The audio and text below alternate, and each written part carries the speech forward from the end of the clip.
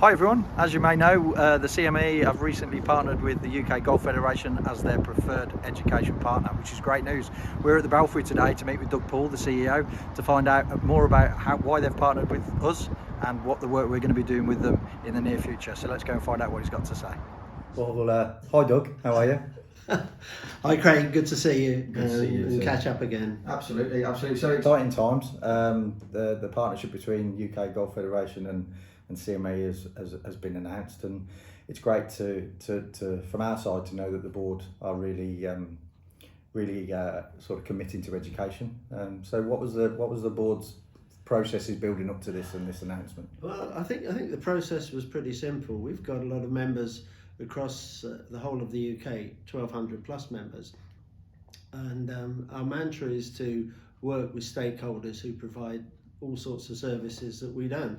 So education is a key thing for golf, and we really wanted to give our members something that was tried and tested and had a long-term value, one for their career and one for the industry. So we obviously looked at your courses. The CMA have been producing great coaching and programs for a long time. So that was really where we started.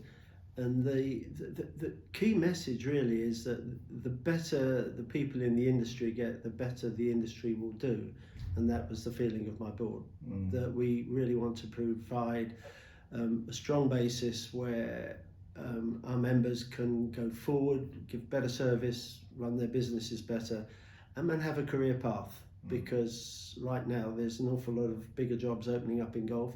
And obviously we would like those that don't own golf courses to take those positions up. Yeah, and I suppose those positions, the key element of that is a recognised qualification now going forward, and people that are looking to progress professionally and personally really do need that kind of formal education behind them, because like we've discussed, gone are the days of clubs being run by volunteers. It's a much more professional, and especially within the UK Golf Federation, it's a much more professional commercial outfit.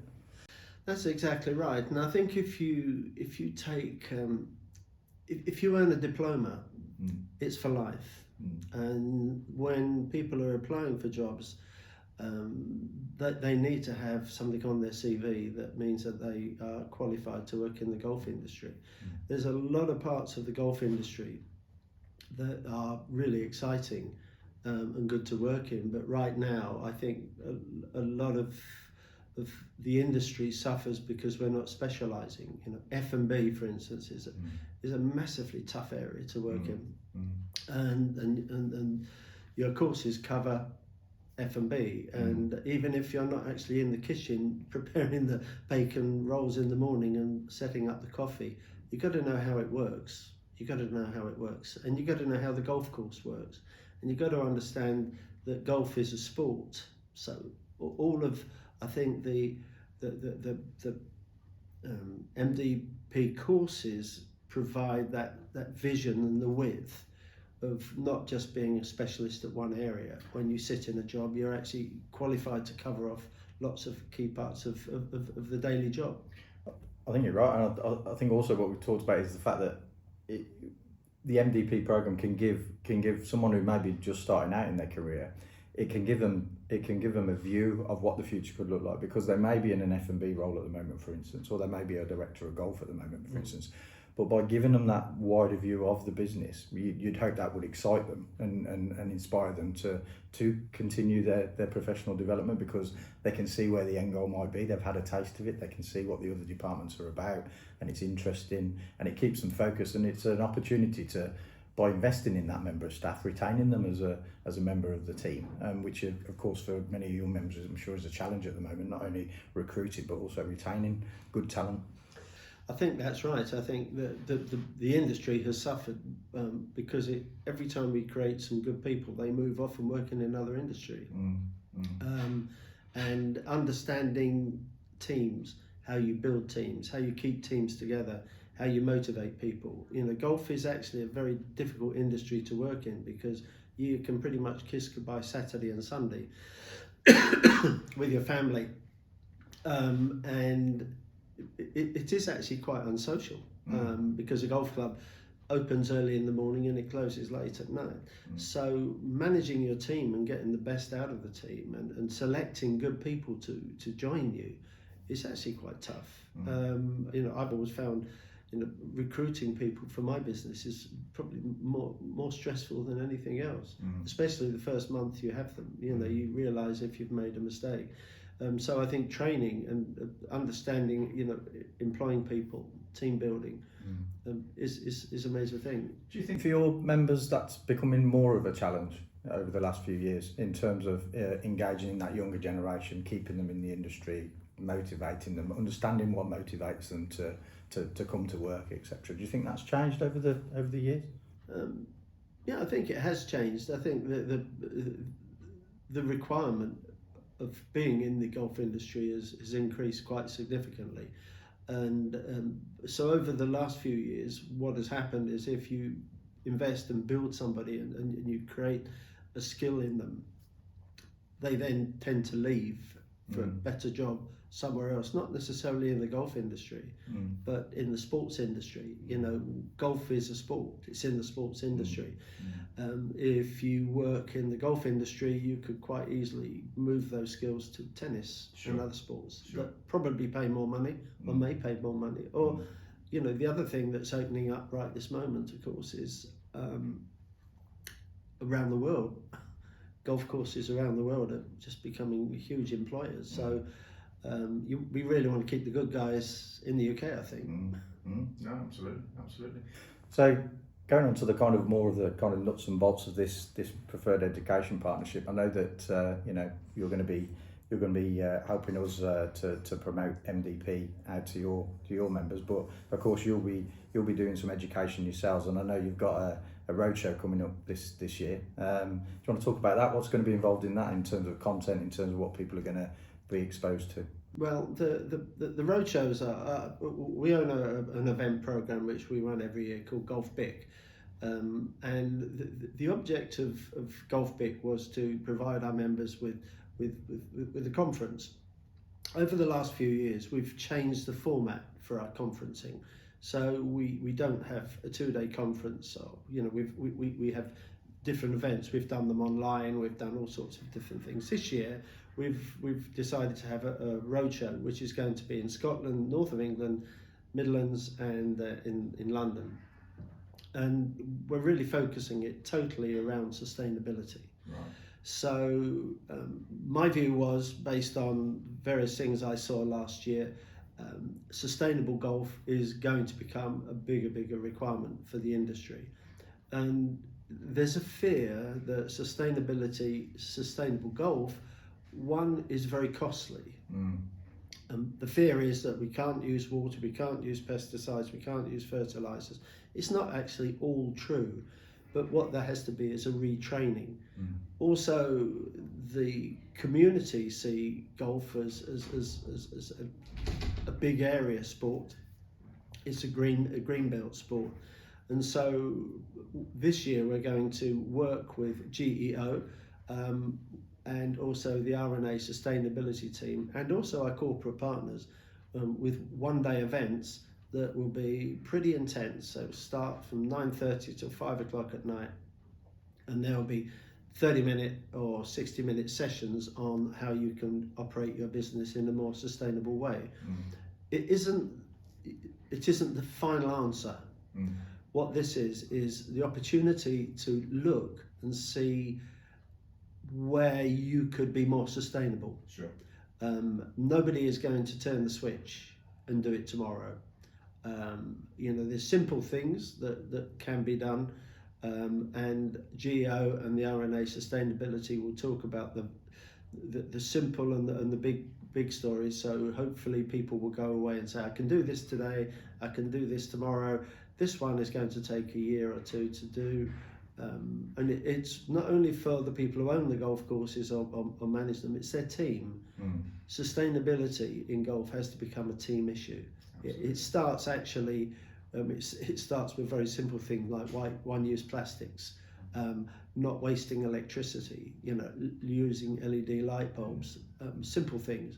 But it actually is a really big picture. But most people think it's those big grandiose projects, don't they, that they're going to be an absolute capex nightmare, and so there's a fear factor there, and I think that's been around for a little while, where I think sustainability has been something that if you don't quite understand what you've got to do and you don't understand it, you kind of push it to the edge of the desk and you deal with other things.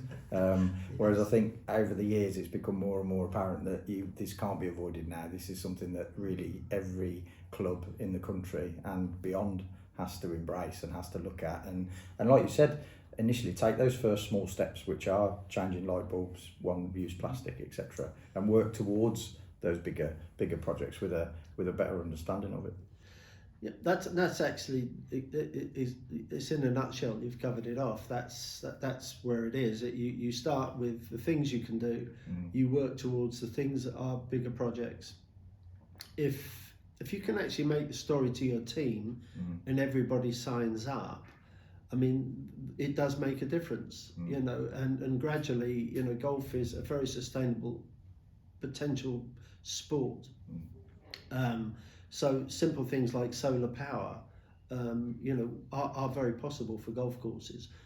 Killing off the one-use plastics. A statistic shows, excuse me, that in the height of the summer there are 700 one-use plastics that go into a waste paper bin a week. 700 a week. Wow. One-use plastics go into a bin. If you do the sums and multiply it by 1,200 members, I have, golly gosh, you're in billions of one-use plastics, and it's something can be done. The RNA at the Open took out one-use plastics very simply by having your own water bottle and having water stations. And through companies like Pure Hydration, you can actually have water stations and have your own bottle and take away one-use plastics. Just to be clear, one-use plastics they come in all sorts of formats, but even if it's a Tetra Pak, which is a cardboard package, it's still not biodegradable on its own. It still requires special treatment. Having your own water bottle and a water station, there's no wastage at all. And that kind of on the sustainability side, that kind of journey for venues for clubs across, that's sort of future proofing your business. So as a federation, I suppose you have to be and try and stay ahead of this and be relevant all the time to your members, and that must be as a small team with a very supportive board by the sound of it, that must be quite a challenge to keep yourselves relevant and up to speed with everything that's going on. I mean, I know that you consistently pump out information to your members on a weekly basis, which is amazing. But how do you manage to do that? How does that work?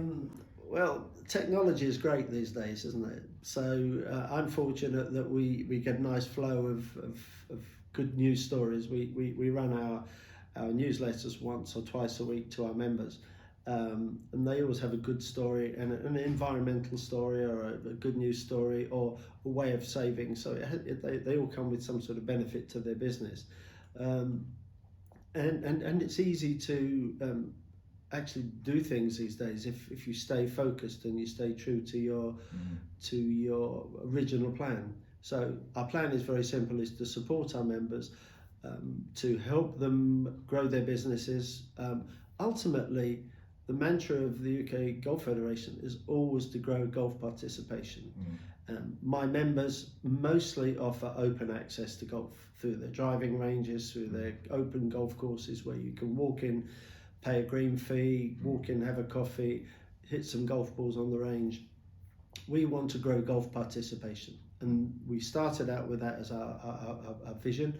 It's our strapline, and it will not change. It will always be to grow golf participation, whether it's children, women, a whole variety of new areas of golf, whether it's bringing past players back to the game, because just think about it. We've probably got 18 million people in the country who don't play, who went through the Golf Foundation courses when they were kids.